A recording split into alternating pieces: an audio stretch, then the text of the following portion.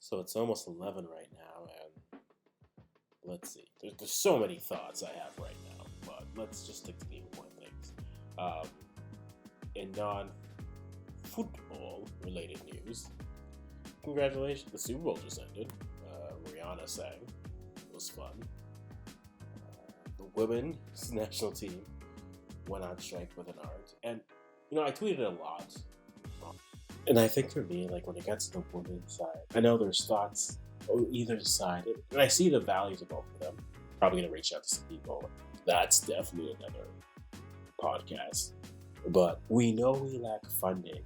And I think, just to get this off my chest, I feel like we've missed so many opportunities for funding, whether that's selling kits, whether that's trying to get things going, to not simply rely on the only streams that we have and not try to take advantage and use interest to build more streams to give you access to more funding. I think we've dropped the ball there. And I think that, amongst other things, have led us to where we are. Then there's other things, but again, that's another conversation for another time. But again, not about that.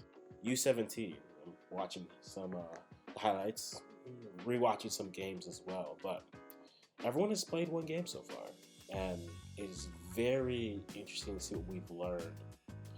We got 8 teams who've won, 8 teams who've lost. Who's impressed? Just from a nationals program, Mexico, the US, looking like the class of the region here, truly. They look good. They really look good. Jamaica surprised a bit. Honduras, a well-earned 6-1 win over Suriname and El Salvador, Costa Rica, Canada, and Panama all getting wins. If I was going to rank them based off of their performance, I would definitely go Mexico 1, US 2, and then I would put Honduras 3. I think Honduras is still good at this level. Now, Jamaica 4, Canada 5. That we might, based off their first games, and everyone else kind of sorts after. Really, the top 2 are the class, and the third place teams. These teams are all fighting to play a team that isn't there. Basically, Group C is interesting.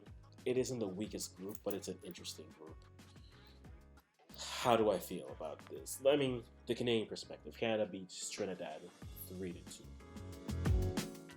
I have a couple thoughts, talking to a couple people about it, but then watching it. Just in control, but let up twice. And there's a degree where I wonder about the talent that we bring in at the youth level on 2 perspectives. A, do we have the right coaching to really build cohesion within what we do? Right? So it's getting them familiar with the program, getting them familiar with the setup, getting them familiar with their peers and teammates. Second question, I guess I'll get to on a later day. Maybe this is a podcast conversation. Does our current setup take advantage of the talent that we're creating? Right now, for the most part, we play more of a 3-5-2, sometimes going into a 3-4-1-2. And what that means is if you're a winger, unless you have wing-back capabilities, and you see this on the senior national team for the men, for example, not to say that he's always at the level, but a player like Liam Miller can only play if we go to a 4-4-2 or even possibly a 4-3-3, 4-2-3-1 type formation. Because if they aren't wingbacks, they are wingers. And you're looking at players like Igazi coming in, more of a winger profile. Where does he fit? Well, at the wingbacks, we're playing our fullbacks. And I mean, we're not going to take a player like Aiden Fung, who really impressed me. Omezi really impressed me on the pitch. And a few others as well. So I do wonder if the setup works. If our setup works, take advantage of the players that we do have. And that's a question for another date, another time. But let's get up to more players. Still have questions. to see what they're able to do. And again, it's the first game of the tournament. It's the first time we're able to see it.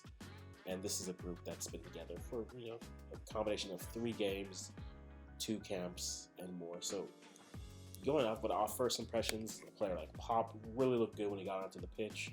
Fung, I think, can't overstate that as well. Was really well.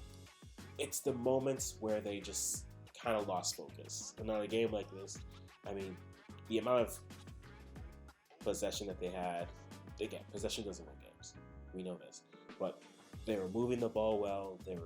They just weren't clinical up top as you'd like.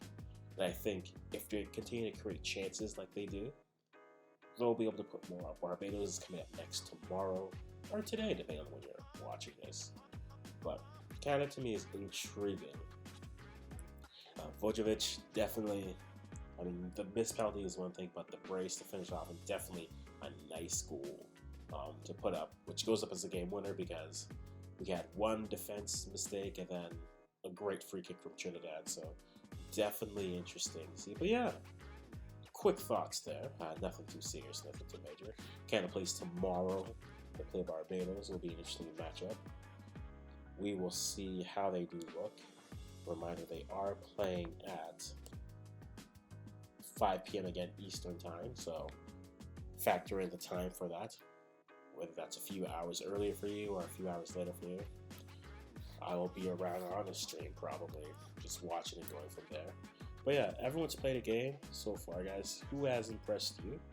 What players are really looking good? We'll definitely continue these conversations, but just want to give a quick shout to that, man.